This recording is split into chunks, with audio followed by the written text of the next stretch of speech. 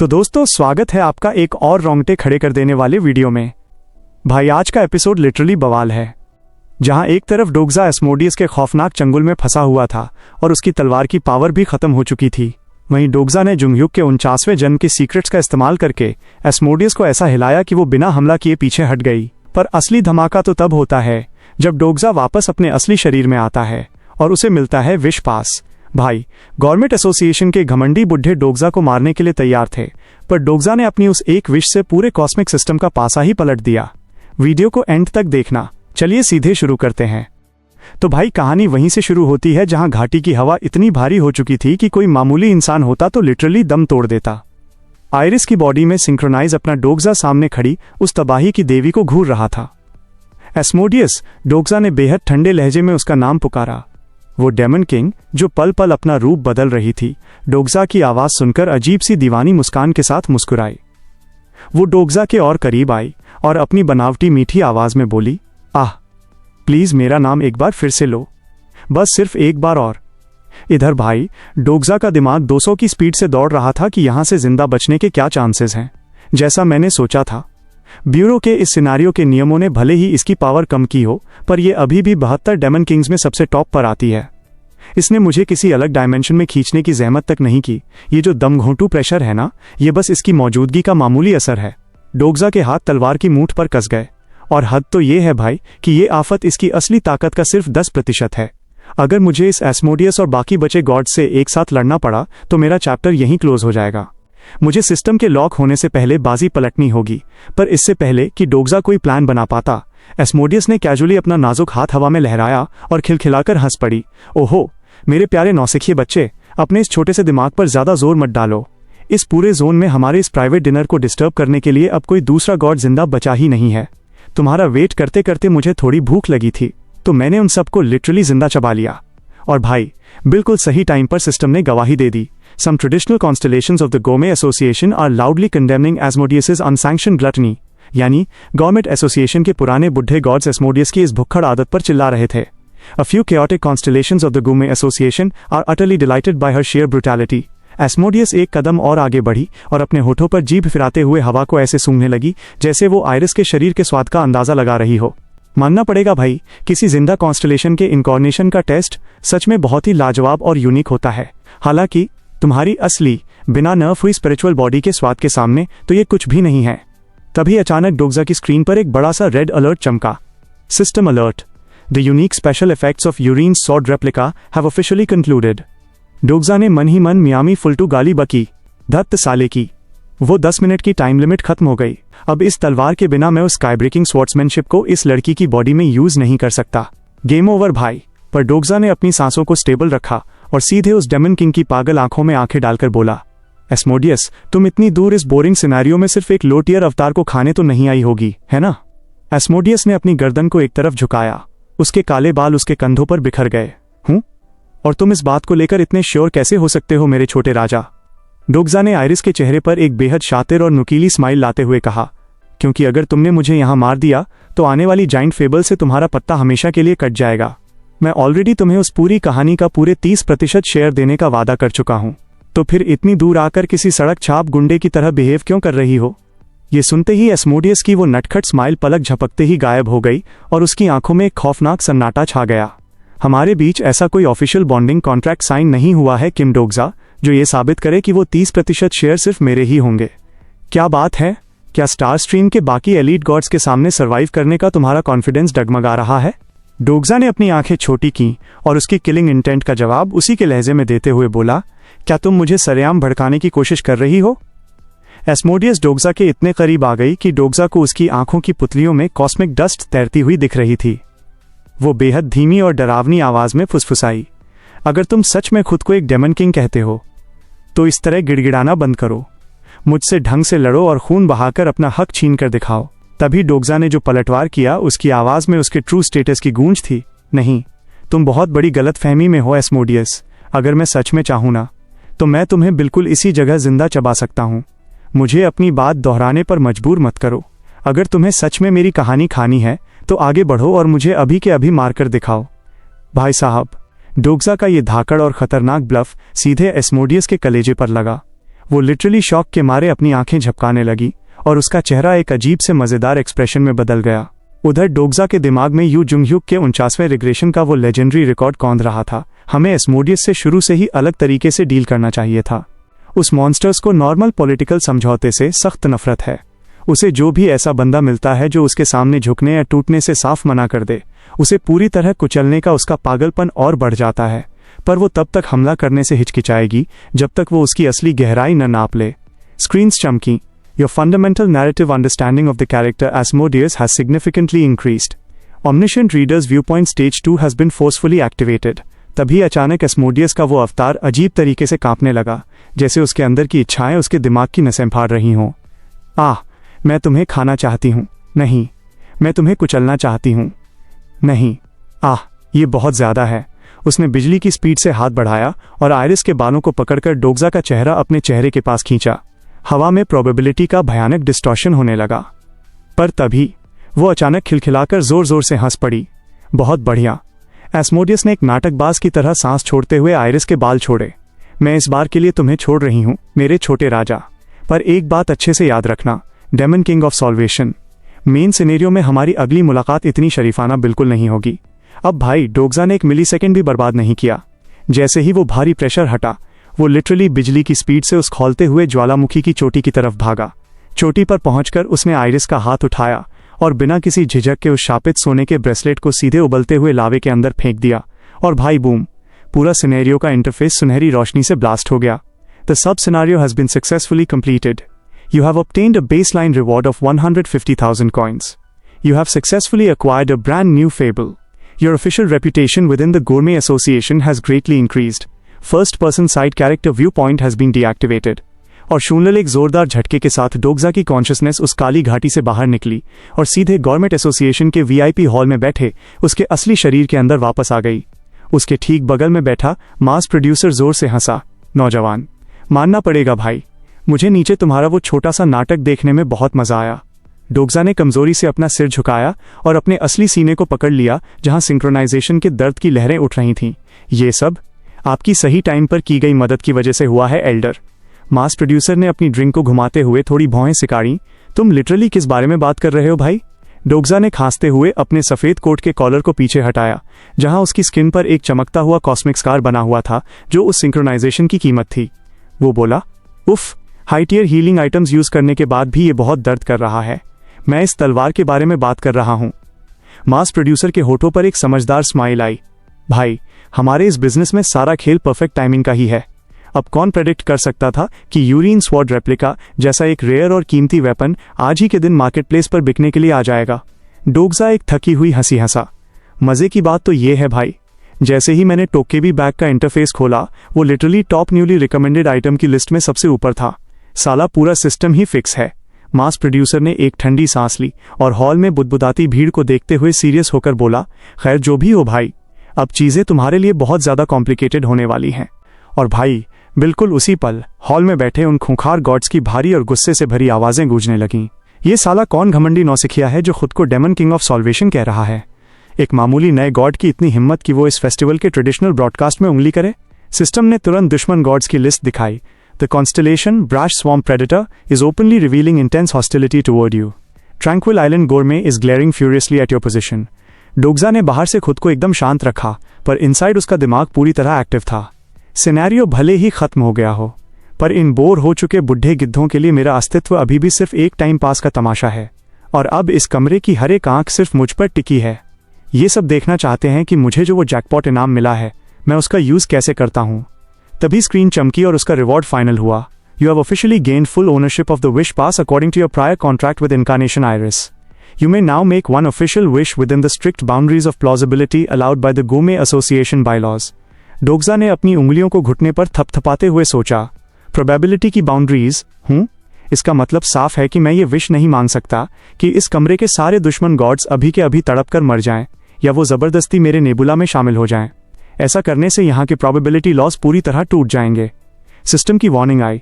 Warning, attempting to force a reality altering outcome will result in immediate termination due to insufficient plausibility. Dokja ने सिर हिलाया। सही बात है, तो ये गेम जीतने का कोई जादुई चीट कोड नहीं है, बल्कि ये डिप्लोमेसी का एक बहुत ही बड़ा और कड़क पत्ता है। मुझे बहुत ही ध्यान से कैलकुलेट करना होगा कि क्या मुमकिन है और क्या नामुमकिन, और अपने फ्यूचर को सेव करने के लिए सबसे बेस्ट विश चुननी होगी। उसके चारों तरफ गॉड्स का शोर 7वें आसमान पर पहुंच चुका था। वो मखमली सोफों पर बैठे आगे की तरफ झुक रहे थे। नोटिफिकेशंस आए। Some constellations of the Gourmet Association are broadcasting active hostility toward your name. Many ancient constellations are eagerly watching your final decision. The constellation, Prisoner of the Golden Headband, is looking forward to your choice with immense excitement. यानी अपना Monkey King full excited था। The constellation, Demon-like Judge of Fire, is nervously twiddling her fingers in anticipation. तभी किम डोग्जा ने धीरे से अपना सिर उठाया। उसकी काली आंखें उस पूरे चमचमाते हुए क्यूनरी काउंसिल के एरिना पर घूमी। उसने पूरे चैनल के अंदर अपनी आवाज को प्रोजेक्ट करते हुए एकदम साफ एंड कड़क शब्दों में कहा, मेरी विश ये है कि आज के बाद से ये गवर्नमेंट एसोसिएशन मुझे वो प्रॉपर इज्जत, तमीज और कर्टसी दिखाए जो एक हाई टियर शेयर होल्डर को मिलनी चाहिए। भाई साहब, ये सुनते ही पूरे हॉल में लिटरली एक सन्नाटा छा गया। गॉड्स के तो मानो होश ही उड़ गए। तभी सिस्टम के गियर्स घूमे और मैसेज आया, the historical plausibility of the gourmet association has been successfully activated. Your structural wish has been officially granted. और भाई अगले ही पल पूरा चैट रूम पागलों की तरह फटने लगा। Ding. The constellation thorn lets out a booming resonant laugh. हा हा हा, आज रात हमें क्या कमाल का और एंटरटेनर छोटा सा जीव देखने को मिला है। थॉर्न ने जोर से हंसते हुए अपने बड़े से हथौड़े को लोहे की टेबल पर दे मारा। एक ऐसा सिनेरियो जिसे मैं शुरू में एक बोरिंग और घिसी पिटी कहानी समझ रहा था, वो साला एंड में पूरी तरह पैसा वसूल निकला। तभी नीचे की सीटों से वो ब्रैश स्वैम्प प्रेडेटर गुस्से में गुर्राया। उसके शरीर के स्केल्स खड़े हो गए। पर इसके रूल मॉडिफायर्स, इस लौंडे ने हमारे शिकार के पुराने नियमों की धज्जियां उड़ा दी। थॉर्न ने दोबारा अपना हथौड़ा टेबल पर दे मारा और उस शॉकवेव से पूरे काउंसिल हॉल के कांच के पिलर्स लिटरली कांप उठे। वो कड़क कर बोला, सिनेरियो सिर्फ एक सिनेरियो होता है मूर्ख, और वो स्पेसिफिक सिनेरियो ऑफिशियली खत्म हो चुका है। उसके रिजल्ट्स पूरी तरह वेरीफाइड हैं। मेरे लिए और मेरे इस हथौड़े के लिए बस यही मायने रखता है, समझे? लेकिन डेमन किंग ऑफ सॉल्वेशन, तुमने आखिरकार हमें यही पर्टिकुलर सिनेरियो दिखाने के लिए क्यों चुना? भाई साहब, ये सवाल सुनते ही किम डोग्जा का दिमाग 1,000,000 माइल्स की स्पीड से दौड़ने लगा। लो भाई, आ गया वो पल। ये वही एग्जैक्ट सिचुएशन है जिसका मैं यहाँ कदम रखने के बाद से वेट कर रहा था। पर भाई, डोग्जा को मन ही मन खुद पर तरस भी आ रहा था। कहाँ तो वो अपनी कहानियों में बड़ी बड़ी बातें करता था कि उसके साथियों को अपने पैरों पर खड़ा होना चाहिए, और यहाँ वो खुद परसेफोनी और मास प्रोड्यूसर के भरोसे बेबिसिट हो रहा था।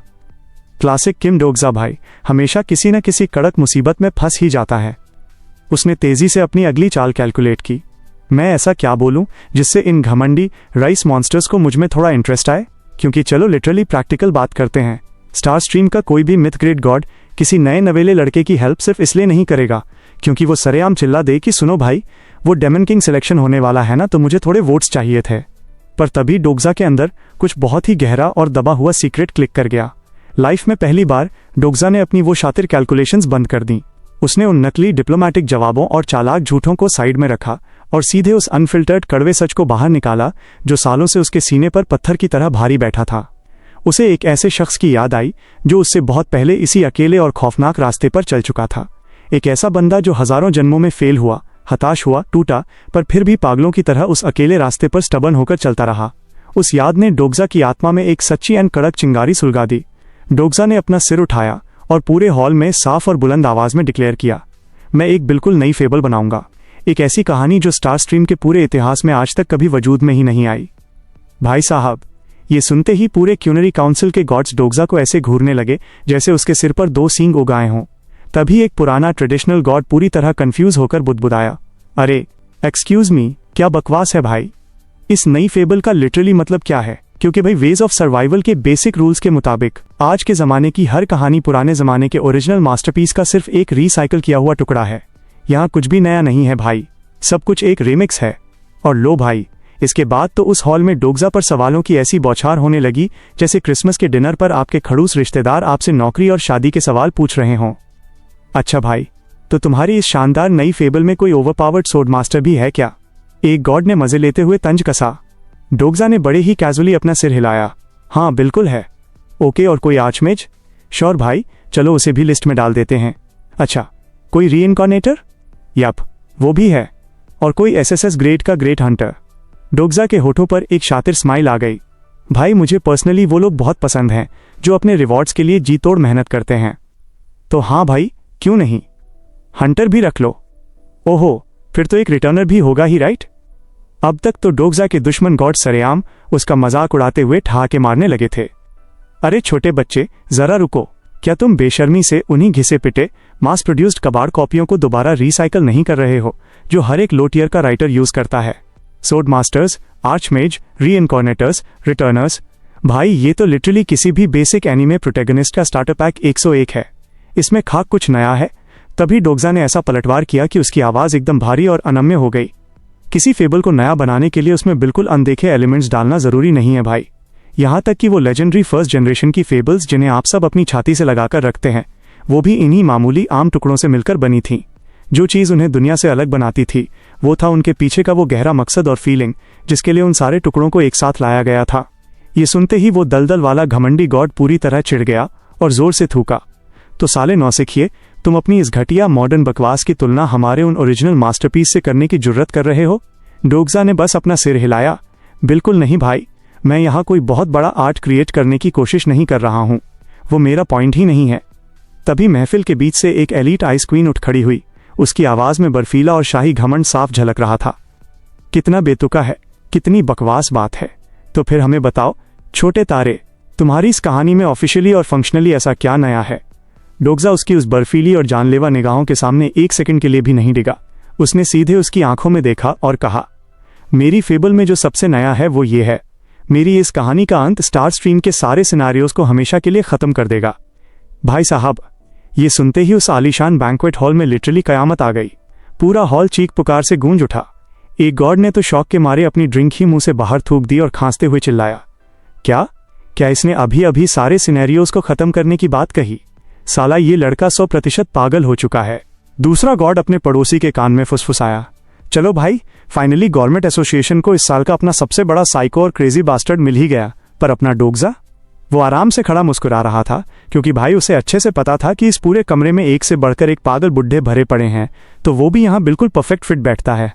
तभी भीड़ में से एक हाई रैंकिंग गॉड ने सीधे पॉइंट की बात पूछी, तो भाई तुम लिटरली हमसे क्या चाहते हो?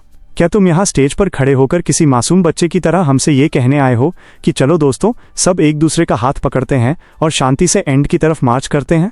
डोगजा की स्माइल और भी कड़क और नुकीली हो गई। आपने बिल्कुल सही पकड़ा भाई। मैं आज रात इस काउंसिल में सिर्फ उन्हीं गॉड्स को ढूंढने आया हूँ जो मेरे साथ इस कहानी के बिल्कुल आखिरी अंत तक चलने की हिम्मत रखते हैं। तभी महफिल का सबसे बड़ा ट्रोल, वो दलदल का डेमन, जोर से हंसा। अच्छा, तो अगर तुम्हारी इस पूरी पोएटिक बकवास को साइड में रखें तो तुम सीधे सीधे हमसे भीख मांग रहे हो कि हम तुम्हारी नई नेबुला में शामिल हो जाएं। तो चलो बताओ भाई, तुम्हारी इस दुनिया को बचाने वाली महान नेबुला का ऑफिशियल नाम क्या है? डोगजा ने कैजुअली अपने कंधे उचकाए। सच बताऊं तो अभी तक मैंने कोई नाम सोचा नहीं है भाई। मैं अभी तक उस स्टेप पर पहुंचा ही नहीं हूं। ये सुनते ही पूरा हॉल मजाक उड़ने वाले ठहाकों से गूंज उठा। हा, साले के पास कोई ऑफिशियल नाम तक नहीं है और मेंबर्स की तो बात ही छोड़ दो। डोगजा ने थोड़ी शर्मिंदगी से अपने सिर के पीछे खुजलाया और बोला, खैर, वैसे करंटली हमारे पास पूरे 2 मेंबर्स हैं, जिसमें एक मैं खुद हूं। वेट भाई, एक तो तुम खुद हो, तो फिर वो दूसरा मेंबर कौन है?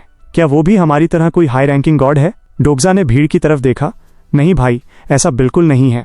वो स्वैम्प डेमन ऐसे जंगली तरीके से मुस्कुराया जैसे उसे किसी बहुत ही गंदे मजाक का पंचलाइन मिल गया हो। ओहो, तो चलो मुझे गैस करने दो, क्या वो दूसरा मेंबर ये साला बंदा है? ये सुनते ही डोगजा लिटरली अपनी जगह पर फ्रीज हो गया। तभी काउंसिल हॉल के ठीक ऊपर एक बहुत ही विशाल सेंट्रल ब्रॉडकास्ट स्क्रीन चमकी, जिस पर सीधे मुरीम डायमेंशन से एक high definition live feed load हो गई और स्टार स्ट्रीम के सिस्टम अनाउंसर की कड़क आवाज गूंजी, the ultimate battle you have all been waiting for. Yoo Joonghyuk, the direct disciple of the Breaking the Sky Sword Saint, versus Zhu Lingling, the legendary ice flower goddess of Murim। भाई साहब, screen देखते ही डोगजा का जबड़ा literally जमीन पर गिर गया।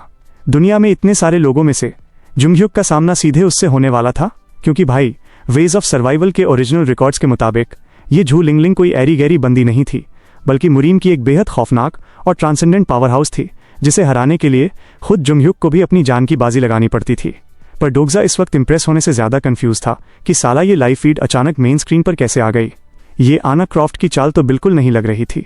तभी वो स्वैम्प डेमन सोफे पर पसरते हुए जम्हाई लिया और बोला, नीचे के जोन के कीड़े मकोड़ों का कोई मामूली टैलेंट शो चल रहा है, पर ठीक है भाई, मैं बहुत बोर हो रहा हूं, तो चलो खेल को थोड़ा इंटरेस्टिंग बनाते हैं। एक हाई स्टेक सट्टेबाजी। क्यों भाई बुड्ढों, इन 2 कीड़ों में से कौन जीतेगा? कोई शर्त लगाना चाहेगा? डिंग, न्यू सब सिनारियो अनलॉक्ड, गॉमे एसोसिएशन बैटिंग। वो डेमन शैतानी अंदाज में हंसा, मैं इस मुरीन की लड़की पर पूरे 50,000 कड़क कॉइन्स लगाता हूँ। हे नौसिखिए, चूंकि तुम दावा कर रहे हो कि वो तुम्हारा साथी है, तो तुम्हें भी इस बाजी में कूदना पड़ेगा। डोग्जा ने अपने चेहरे पर एक परफेक्ट और कड़क पोकर फेस बनाए रखा और बोला, भाई मैं ऑलरेडी अपना दांव लगा चुका हूँ। वो स्वैम्प डेमन हैरान होकर अपनी आंखें झपकाया। अच्छा भाई, किस पर और लिटरली कितने कॉइन्स? डोग्जा ने सीधे उसकी आंखों में आंखें डाली और कहा, यू जुंगह्युक पर पूरे 1 लाख कड़क कॉइन्स। भाई साहब, ये सुनते ही पूरे हॉल के गॉड्स के बीच आग लग गई और वो लाइव ब्रॉडकास्ट फुल स्पीड में शुरू हो गया। स्क्रीन पर यू जुंगह्युक और झू लिंगलिंग के बीच एक बेहद भयंकर और कयामत से भरी मार्शल आर्ट्स की फाइट शुरू हो गई। उनकी तलवारें आसमान में बिजली की तरह कड़क रही थीं और उनके वार से मुरीम का वो एरिना तिनके की तरह बिखर रहा था। भाई, लिटरली एकदम विजुअल ट्रीट चल रहा था। वहां बैठा एक गॉड जुंगह्युक की परफॉर्मेंस देखकर तारीफ करने लगा। ये यू जुंगह्युक लड़का सच में बहुत सॉलिड है भाई। मैं बैकस्टेज से थोड़े तार हिलाकर इसे अपना ऑफिशियल इनकॉर्नेशन बनाने के लिए तैयार हूँ। डोग्जा ने मन ही मन एक प्राउड फीलिंग के साथ सिर हिलाया। हो भी क्यों ना भाई, आखिर वो मेरी इस कहानी का प्रोटैगनिस्ट है। वो खुद को संभालना अच्छे से जानता है। पर तभी बिना 1 सेकंड की वार्निंग के पूरा पासा ही पलट गया। स्क्रीन पर उस झू लिंगलिंग का शरीर अचानक बेहद अजीब और डरावने तरीके से मुड़ने लगा और उसकी आंखों से एक गहरा काला डिवाइन ओरा बाहर निकलने लगा। जुंगह्युक का बैलेंस बिगड़ गया, उसका डिफेंस पूरी तरह टूट गया और वो हांफते हुए पीछे हटा। क्या साला, ये कैसी अजीब पावर है? डोग्जा का दिल लिटरली 1 सेकंड के लिए धड़कना भूल गया। वेट भाई, ये तो। तभी वो स्वैम्प डेमन अपने केबिन में बैठा अपनी कॉस्मिक ड्रिंक को घुमाते हुए शातिर अंदाज में हंसा। ओहो, क्या मैं तुम्हें एक छोटी सी बात बताना भूल गया था भाई। किसी सिनेरियो पर सट्टा लगाने का मतलब ये बिल्कुल नहीं है कि मेरे जैसा एक प्राचीन गॉड बोर्ड पर रखे उन मोहरों के साथ थोड़ा मजेदार इंटरफेरेंस नहीं कर सकता। डोग्जा उस खौफनाक मंजर को 1 सेकंड में पहचान गया। Constellation descent. ये वही रूल बेंडिंग जानलेवा ट्रिक थी जिसे उसने पीस लैंड और डार्क कैसल में देखा था। वो साला डेमन खुद उस लड़की के शरीर के अंदर घुसकर चीटिंग कर रहा था ताकि वो अपनी 50,000 कॉइन्स की बाजी जीत सके। डोग्जा ने तुरंत जुंगह्युक से कनेक्ट करने और उसे एक कड़क टैक्टिकल प्लान भेजने के लिए अपनी कोर स्किल को ट्रिगर किया। Exclusive skill omniscient reader's viewpoint has been activated. पर बूम, सामने एक बड़ा सा रेड एरर मैसेज आ गया। Unable to successfully connect with the designated target. Dokja की मुट्ठियां इतनी जोर से भींच गईं कि उसकी उंगलियों के पोर सफेद पड़ गए। धत्त तेरे की। जुंगह्युक, साले तुम वहां इस वक्त क्या कर रहे हो? मैंने तुम्हें साफ साफ कहा था कि जब भी चीजें हाथ से बाहर निकल जाएं तो मेरे बारे में सोचा करो। डोग्जा के चेहरे पर पैनिक देखकर बगल की टेबल पर बैठी आना क्रॉफ्ट थोड़ा आगे झुकी और उसके होठों पर एक घमंडी स्माइल आ गई। तुम काफी परेशान लग रहे हो किम डोग्जा। मुझे एक बात बताओ, क्या तुम सच में अपने उस सो कॉल्ड साथी पर इतना अंधा भरोसा करते हो? भाई साहब, इस एक सवाल ने डोग्जा के कलेजे को अंदर तक चीर दिया और उसका दिमाग पल भर के लिए उन पुराने कड़वे जख्मों के काले भंवर में डूबने लगा। डोग्जा से बेहतर ये बात कोई नहीं जानता था कि इन रिग्रेशंस का असली सच कितना खौफनाक होता है। हर एक बार जब जुंगह्युक टाइमलाइन को रीसेट करता है, उनकी वो सारी शेयर की हुई पुरानी हिस्ट्री, वो खून पसीने से जीती हुई जंग और वो शांत रातों में की गई बातें लिटरली एक झटके में गायब हो जाती हैं। यादें पूरी तरह मिटा दी जाती हैं भाई। सारे बॉन्ड्स हमेशा के लिए डिलीट हो जाते हैं। बार बार उन अनगिनत जन्मों में किम डोग्जा का पूरा अस्तित्व जुंगह्युक के दिमाग से ऐसे गायब हो जाता है जैसे वो कभी इस दुनिया में था ही नहीं। एक स्प्लिट सेकंड के लिए डोग्जा को लगा कि क्या उसे उस एब्सोल्यूट थ्रोन के पीछे जाना भी चाहिए था। शायद एक ऐसी कहानी को बदलने की कोशिश करना जो पैदा ही अंतहीन दर्द के लिए हुई है, खुद में एक बहुत बड़ा अभिशाप है। पर भाई, अपने इस गहरे शक और डर के ठीक बीच में किम डोग्जा ने अपनी आत्मा के संकल्प को लोहे की तरह सख्त किया और उन सारे नेगेटिव थॉट्स को एक झटके में चकनाचूर कर दिया। नहीं, मैं यहाँ स्टार स्ट्रीम के इस सबसे बड़े एलीट स्टेज तक सिर्फ इसलिए पहुंच पाया हूँ क्योंकि मैंने उसकी इस कहानी पर भरोसा करने का फैसला किया था। अगर आज इस मुश्किल वक्त में मैं ही उस पर भरोसा नहीं करूंगा तो साला इस पूरी क्रूर यूनिवर्स में उस पर भरोसा करने वाला और बचा ही कौन है? डोग्जा ने झटके से अपना सिर घुमाया और सीधे आना क्रॉफ्ट की आंखों में आंखें डालकर बेहद बुलंद और कड़क आवाज में कहा, हाँ, मैं उस पर पूरी तरह 100% भरोसा करता हूँ। और भाई, उसके तुरंत बाद उस दहाड़ते हुए क्यूनरी काउंसिल के पूरे एरिना के सामने अपना सिर ऊपर उठाते हुए डोग्जा ने अपना हाथ सीधे उस डिजिटल सट्टेबाजी के कंसोल पर दे मारा और पूरे स्टार स्ट्रीम नेटवर्क को हिलाते हुए प्रोबेबिलिटी करेंसी का एक महाब्लास्ट कर दिया। और मैं ये बात तुम जैसे बुढ़ों को अभी के अभी लाइव प्रूफ करके दिखाऊंगा। मैं अपना दांव बढ़ाता हूँ यू जुंगह्युक पर पूरे 10 लाख कड़क कॉइन्स। तो दोस्तों, देखा आपने किम डोग्जा का जिगरा। जहां बड़े बड़े गॉड्स की हवा टाइट हो जाती है, वहां डोग्जा ने जुंगह्युक पर पूरे 10 लाख कॉइन्स की बाजी खेल दी है। अब देखना यह है कि क्या जुंगह्युक उस गॉड के डिसेंट को कुचलकर डोग्जा के इस भरोसे को सच साबित कर पाता है या नहीं। भाई, अगला एपिसोड लिटरली पूरे स्टार स्ट्रीम को हिलाकर रख देगा। अगर वीडियो अच्छी लगी हो तो वीडियो को लाइक और चैनल को सब्सक्राइब करना बिल्कुल मत भूलना। कमेंट्स में मुझे ज़रूर बताना कि क्या जुंगह्यूक ये फाइट जीत पाएगा। मैं आपसे मिलता हूँ अगले एक और धमाकेदार वीडियो में। तब तक के लिए अपना ख्याल रखें। Stay awesome and bye bye.